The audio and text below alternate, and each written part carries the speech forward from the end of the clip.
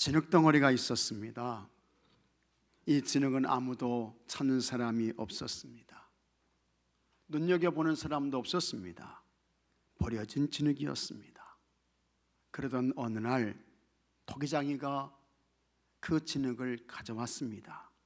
그리고 토기장이가 그 진흙으로 어떤 모양을 만들었습니다. 진흙이 말했습니다. 토기장이님, 뭐 하세요? 왜 저를 이렇게 불편하게 만드세요? 힘드니까 저를 그냥 놔두세요. 진흙이 떨며 말했습니다. 그때에 토기장이가 이렇게 말했습니다. 아직 안 됐어. 그리고 그 진흙으로 만든 것을 물레 위에 올려놓고 돌리기 시작했습니다. 진흙은 현기증이 나서 견딜 수 없었습니다. 얼마 후 그 진흙 덩어리가 백자 모양이 되었습니다. 진흙이 이제야 끝났구나 하고 한숨을 돌리는데 토기장이가 그를 가마 속으로 집어넣었습니다. 진흙이 소리쳤습니다. 안 돼!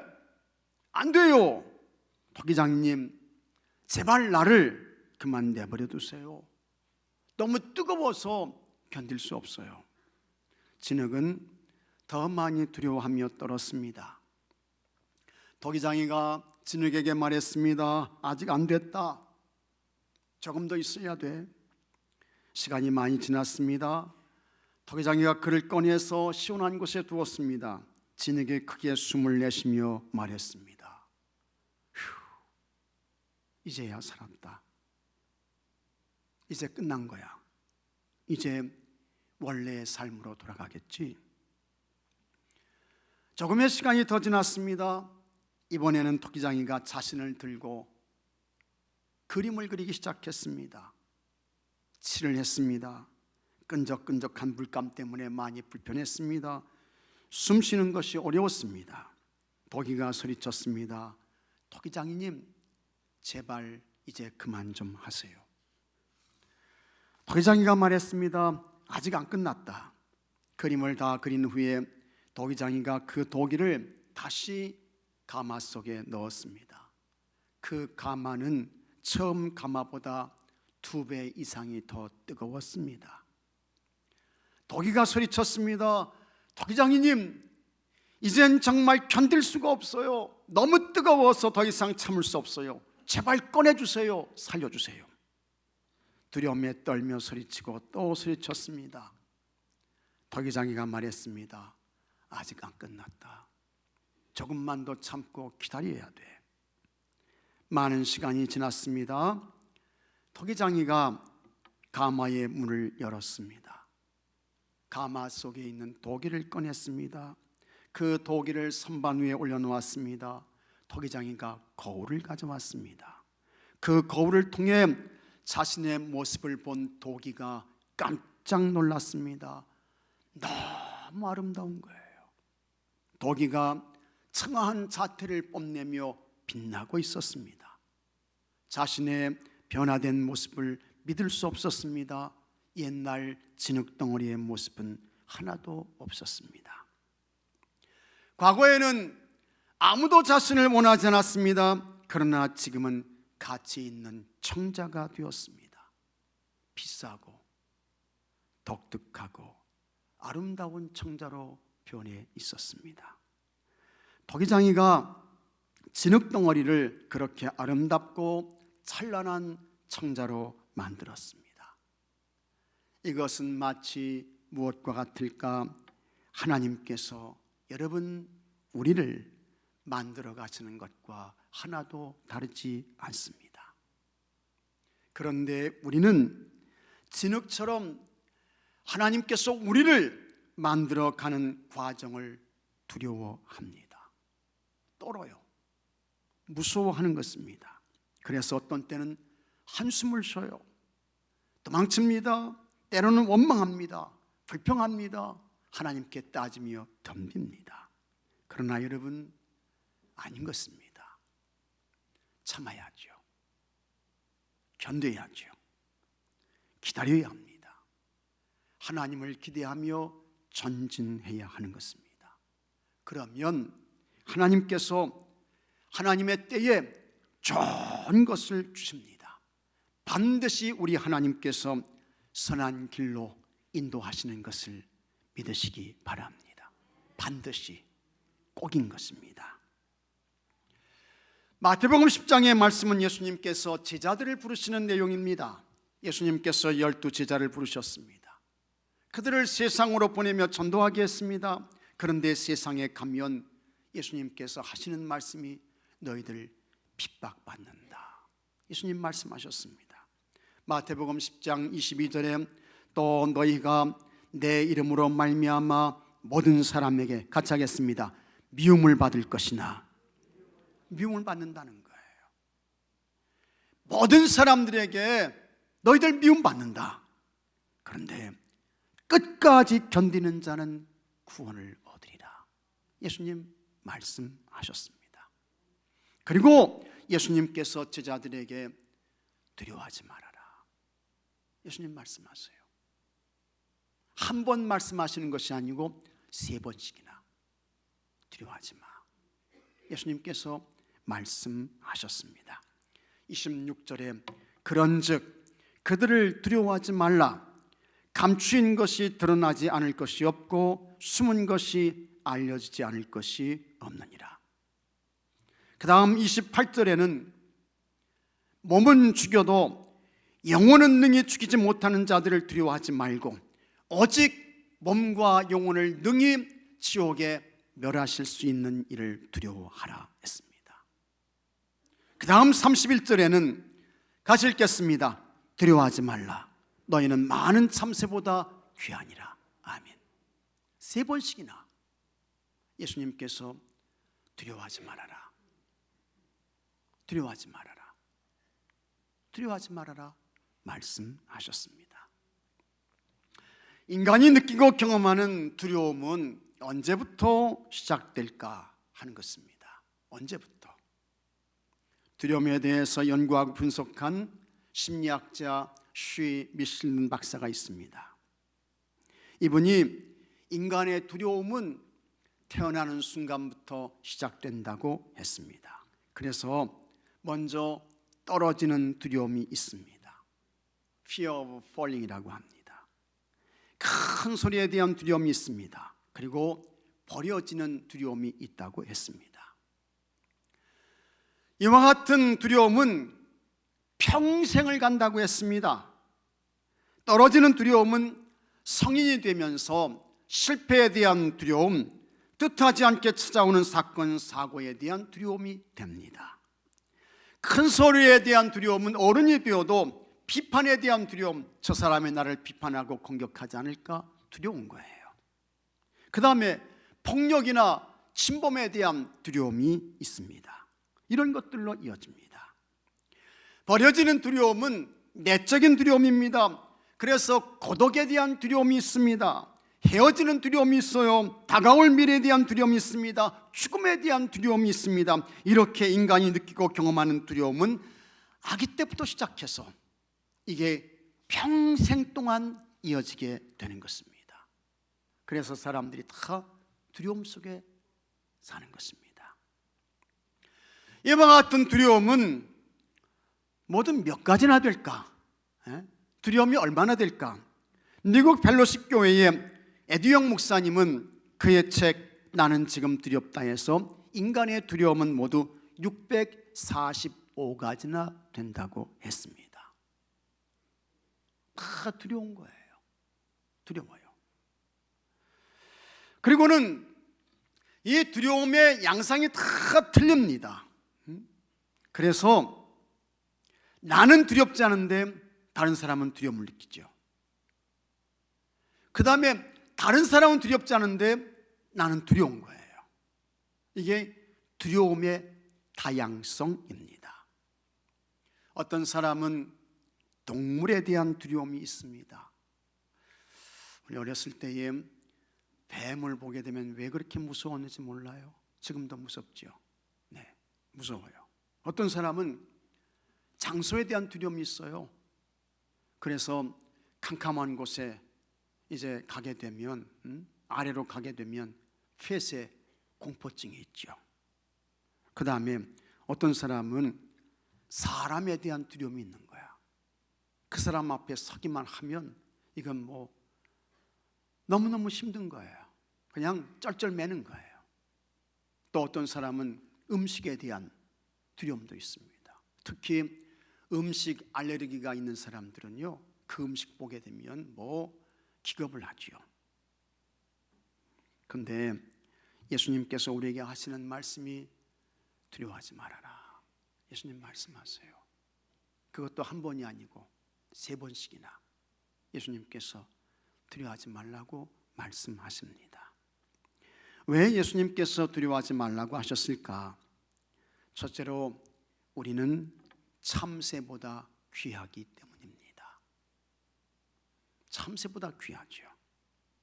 29절에 참새 2마리가 한 아사리온에 팔리지 않느냐? 그러나 너희 아버지께서 허락하시지 아니하시면 그 하나도 땅에 떨어지지 아니하리라. 그리고 31절에 두려워하지 말라. 너희는 많은 참새보다 귀하니라. 예수님 이렇게 말씀하셨습니다. 왜 우리 예수님께서 하필이면 참새, 이 참새를 말씀하셨을까 하는 것입니다. 참새는요, 새 중에서 가장 작은 새입니다. 그리고 이 참새는 전 세계 곳곳에 참새가 다 있습니다. 지금은 뭐 거의 참새 고기를 먹지 않습니다. 그런데 우리나라에서 참새 고기를 파는 데가 있어요. 서울 종로의 피막골 참새구이집입니다. 궁금하시면 서울 가시면 한번 그곳에서 잡숴보세요. 참새가 얼마냐? 10,000원에 4마리예요. 그러니까 한 마리에 2,500원 정도 됩니다. 그 참새 고기를 파는 주인이 하는 이야기가 있습니다. 소고기 10점보다 참새 고기 1점이 훨씬 낫다는 거예요. 안 바꾼다는 것입니다. 그만큼 참새 고기가 맛이 있다는 것입니다. 예수님 당시에도 사람들이 참새 고기를 먹었습니다. 근데 예수님 당시에는 이 참새 2마리를 한 아사리온에 살 수 있었습니다. 아사리온은 로마의 동전입니다. 예수님 당시에 노동자의 하루 품삯은 1데나리온이었습니다. 아사리온은 1데나리온의 16분의 1에 해당되는 금액입니다. 그러니까 하루 노동자 품삯을 5만 원으로 계산하면 1아사리온은 얼마냐? 3,000원 정도 돼요. 10만 원으로 치면 6,000원 정도 되는 것입니다. 그러니까 이 참새는 우리나라 돈 3,000원이면 2마리를 살 수 있어요. 그야말로 가난한 사람들이 먹는 음식이었습니다. 이 참새를 어떻게 잡았을까? 참새를 잡는 것이 여러분 쉽지 않습니다. 저도 어렸을 때에 이 참새를 잡으려고 했던 기억이 있습니다.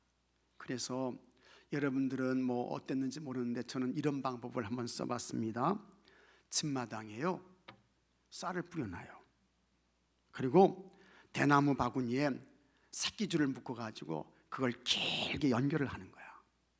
그 다음에는 이 대나무 바구니를 나무를 괴가지고 이렇게 이제 세워가지고 이 바구니가 열려놓도록 이렇게 해놓는 거예요. 그 다음에 이 새끼줄을 가가지고 저 대문 쪽에 가가지고 몰래 숨어 있어. 참새가 못 보게. 한참을 기다려요. 그러면 참 그래도 이 참새가 와. 그래서 이 참새들이 이 쌀을 먹기 시작하는데 그때 이 새끼줄을 그냥 확 잡아당겨야 돼. 근데요, 이 참새가 귀신같이 그걸 알아.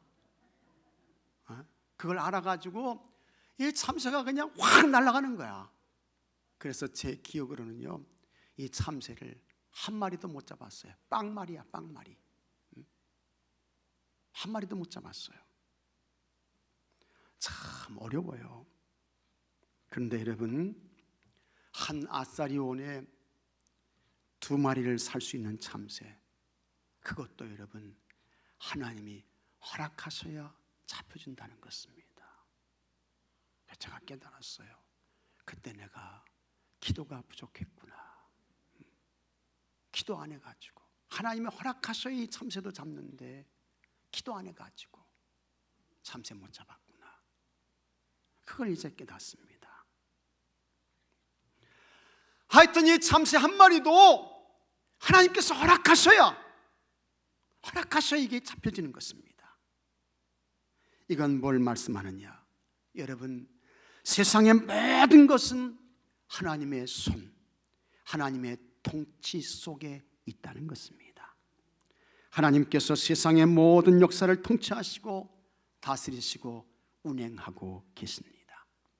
하물며 사람은 어떨까? 하나님께서 사람을 하나님의 형상으로 창조하셨습니다. 하나님보다 조금 못하게 만드셨어요.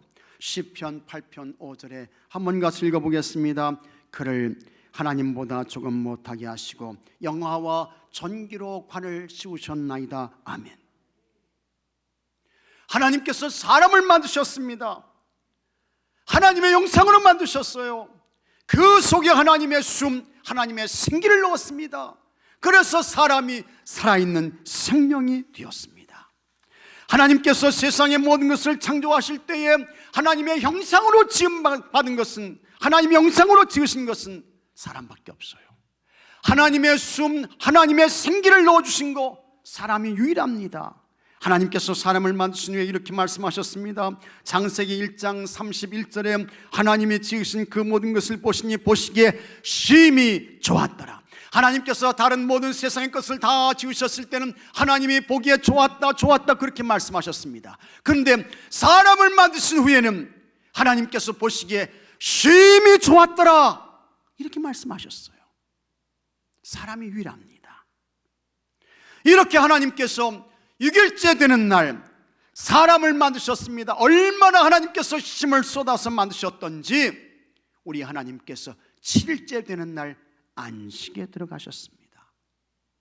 그렇게 만들어진 존재가 뭐냐? 사람인 것입니다. 그래서 이 사람은 정말 귀합니다. 사람은 너무 복됩니다. 진짜 소중해요. 예수님은 이 사람에 대하여 한 영혼이 온 천하보다 더 가치 있다고 했습니다. 그러니 여러분, 이와 같은 사람에 대해서 하나님께서 그냥 내버려 두실까? 너희들끼리 알아서 그냥 잘 살아봐 하시며 하나님께서 관심을 끄실까? 아니라고 하는 것입니다. 어떤 사람은 그의 삶과 인생에 대하여 하나님께서 자신을 불량품으로 만드셨다고 원망합니다. 하나님, 왜 나를 이렇게 불량품으로 만드셨습니까? 원망해요. 또 어떤 사람은 자신은 오발탄이라고 불평합니다. 제대로 된 것이 하나도 없다는 것입니다. 낙심해요. 절망합니다. 그러나 여러분, 우리 하나님께는 절대로 불량품이 없음을 믿으시기 바랍니다. 하나님께는 결코 오발탄이 없습니다. 모두 하나님의 작품인 것입니다. 하나님께서 만드신 거예요. 하나님의 뜻이 있고 하나님의 놀라운 계획이 있습니다. 하나님의 섭리와 경륜이 있습니다. 그래서 하나님의 도움과 은혜를 구하며 하나님 찾고 하나님께 물으면 그 깊은 뜻과 계획을 하나님께서 알려주셔요. 하나님께서 가르쳐 주시는 것입니다. 더 놀라운 것은 하나님께서 우리를 불쌍히 여기시고 독생자 예수님을 이 세상에 보내주셨습니다. 그리고 우리의 모든 허물과 죄를 사해 주시기 위해 예수님을 십자가에서 죽게 하셨습니다. 그렇게 죽으신 예수님은 죄가 없으신 분입니다. 그러므로 이 예수님은 곧 누구냐? 이 예수님이 하나님이신 것입니다. 하나님께서 내 허물과 죄를 없애주시기 위해 십자가에서 몸을 찢고 피를 흘리며 죽으셨습니다.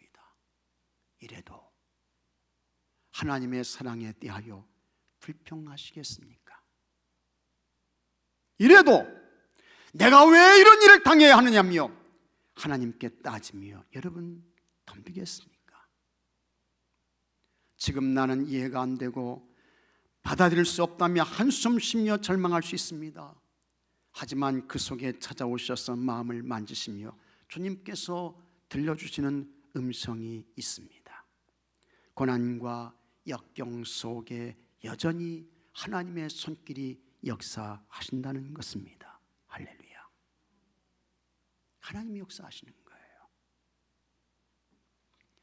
참새 한 마리도 하나님께서 허락하셔야 떨어집니다. 하물며 하나님의 자녀인 우리를 하나님께서 그냥 내버려 두실까? 결코 아니라고 하는 것입니다. 하나님께서 살피십니다. 하나님께서 도와주십니다. 하나님께서 인도하십니다. 하나님께서 복을 주십니다. 하나님께서 좋은 것을 주십니다. 그러니 두려워하지 않기를 바랍니다. 둘째로 하나님은 우리의 머리카락까지 세시기 때문입니다. 30절에 너희에게는 머리털까지 다 세신 바 되었나니 했습니다. 하나님께서 우리의 머리카락을 세신다는 것이 뭡니까? 하나님께서 아주 세밀하게 우리를 돌보신다는 거예요. 하나님께서 깊은 관심을 가지고 우리를 여러분 도와주신다는 것입니다. 사람의 머리카락이 어느 정도 될까? 서양 사람들은 이제 금발이잖아요. 이 금발이 약 14만 5천 개 정도 됩니다. 그 다음에 우리 동양 사람들은 머리가 검잖아요. 흑발입니다. 흑발은 금발에 비해서 조금 수가 적어요. 그래서 한 12만 개 정도 됩니다. 그 다음에 이게 이제 적발, 붉은 머리카락이 있어요. 이 적발은 조금 더 작아요. 그래서 한 9만 개 정도 됩니다. 머리카락은 참 예민합니다. 그래서 우리가 살아가는 이 삶의 영향을 이 머리카락이 다 받습니다. 사람이 스트레스를 많이 받잖아요. 그러면요 이 머리카락이 막 빠지기 시작합니다.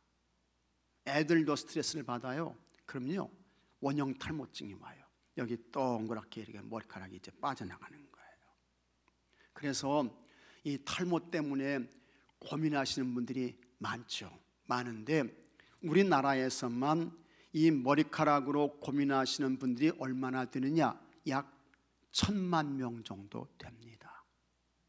굉장히 많습니다. 그래서 하여튼 뭐 이 머리카락 나는데 도움된다고 하는 그와 같은 이 기능성 제품들이 수도 없이 이렇게 이제 쏟아져 나오는 것을 우리가 볼 수 있습니다. 근데 이 머리카락은 여러분 내 몸에 붙어 있지만 이 머리카락이 몇 개인지 우리는 모릅니다. 머리카락 몇 개인지 아십니까 여러분? 몰라요. 그래서 오늘 아침에 머리 감으면서 이 머리카락이 20개가 빠져나갔는지 50개가 빠져나갔는지 모릅니다 여러분.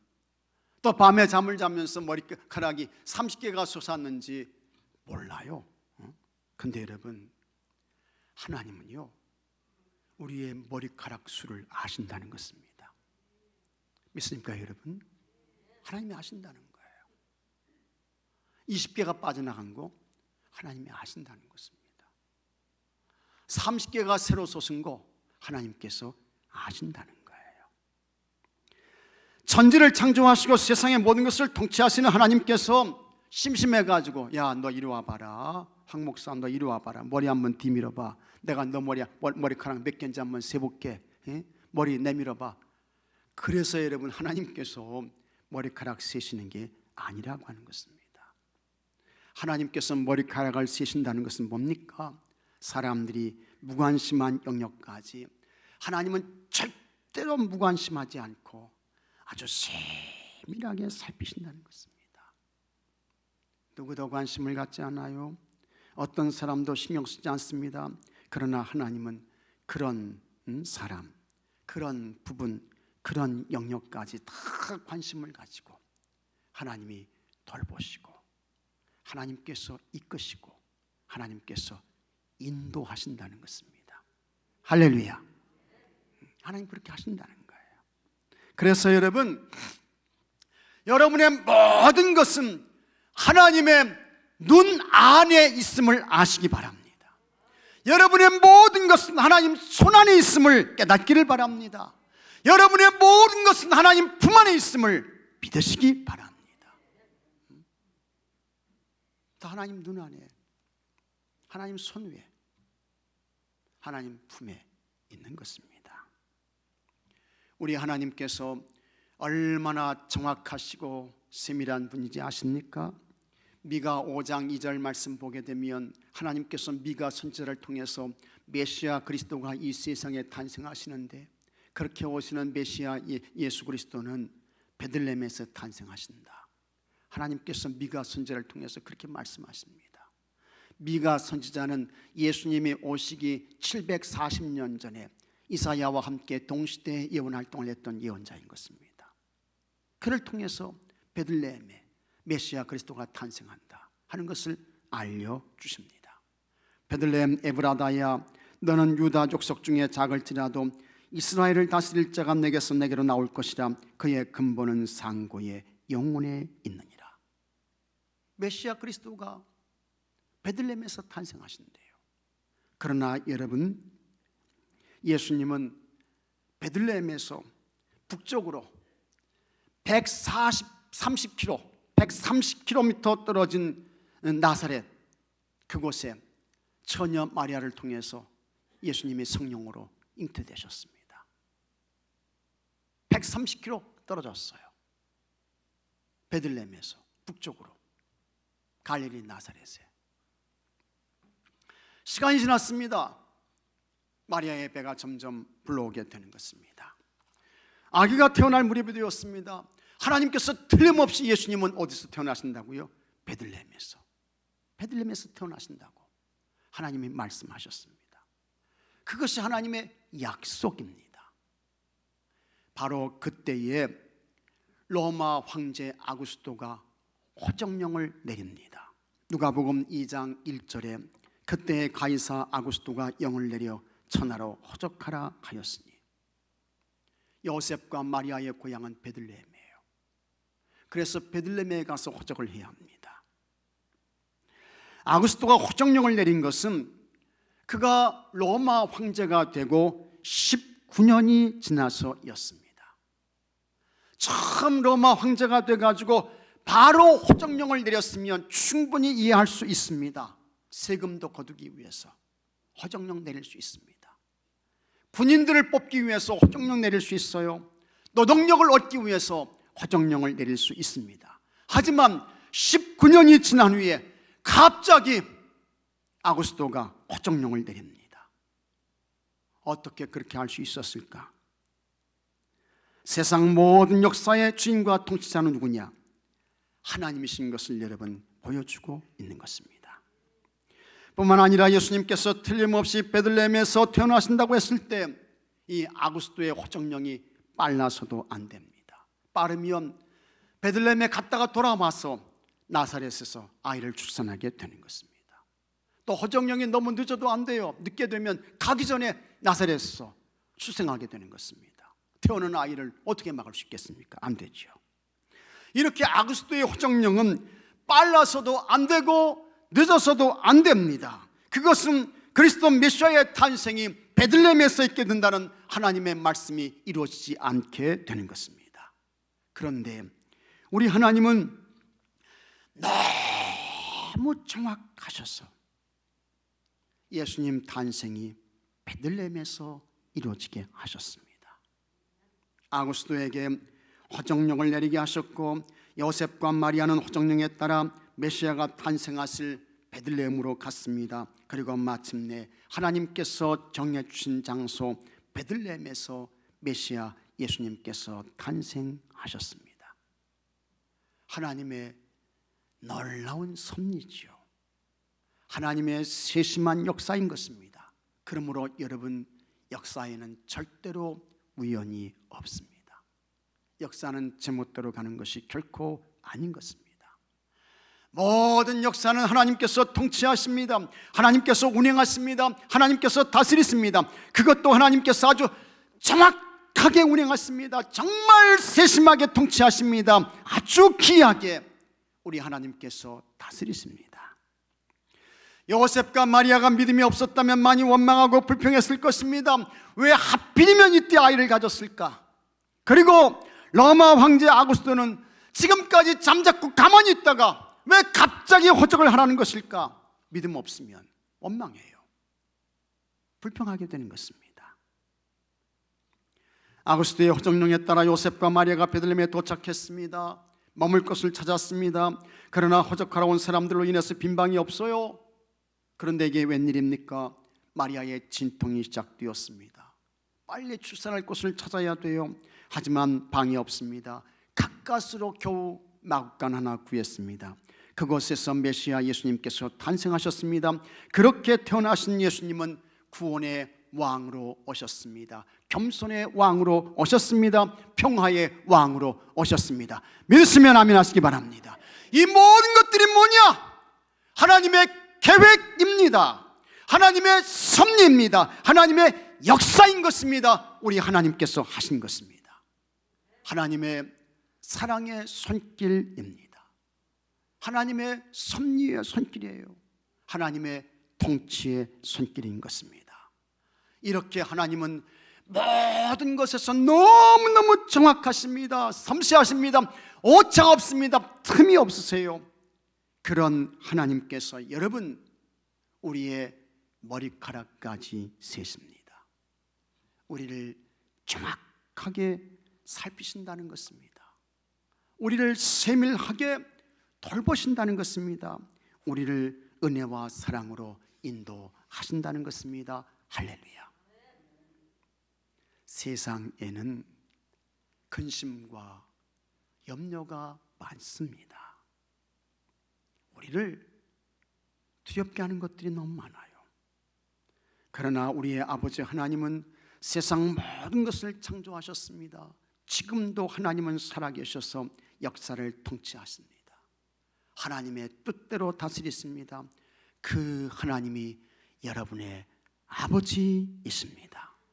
그리고 아버지 되시는 하나님은 우리의 머리카락까지 세시며 여러분을 살피십니다. 여러분을 도와주십니다. 그러니 두려워하지 않기를 바랍니다. 두려워하지 마시기 바랍니다. 두려움이 아닌 평안과 기쁨과 감사와 소망으로 하나님께 대한 큰 기대를 가지고 살아가시는 여러분들이 되시기를 축복합니다. 다 같이 기도합시다. 아버지 하나님, 우리가 사는 세상에 많은 두려움이 있습니다. 그 두려움에 잡혀서 절망의 삶을 살고 한숨과 탄식의 삶을 삽니다.